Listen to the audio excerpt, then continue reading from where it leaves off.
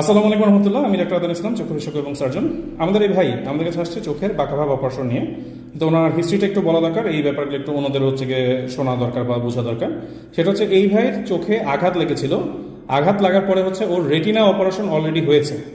Retina operation হওয়ার পরে ওর চোখের দৃষ্টি আসলে খুব বেশি একটা বাড়ে নাই।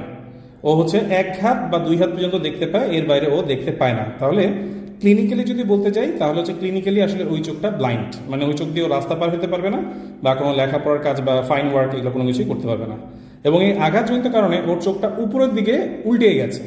আপনার যদি হচ্ছে গিয়ে বাম চোখটা দেখেন, মনিটা হচ্ছে গিয়ে নিচের পাতা টাচ করে আছে, আর ডান চোখ যে চোখে আমরা অপারেশন করবো, যে চোখটা ছোট দেখাচ্ছে এবং এটা উপরের দিকে উঠে আছে।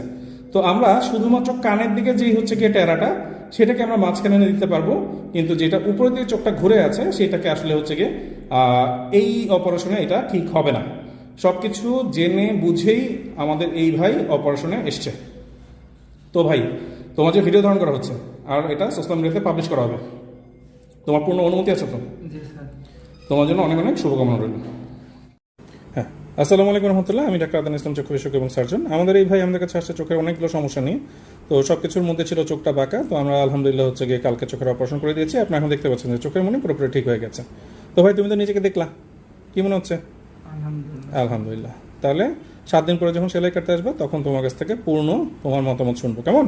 জি স্যার। আচ্ছা, তোমার জন্য শুভকামনা রইল।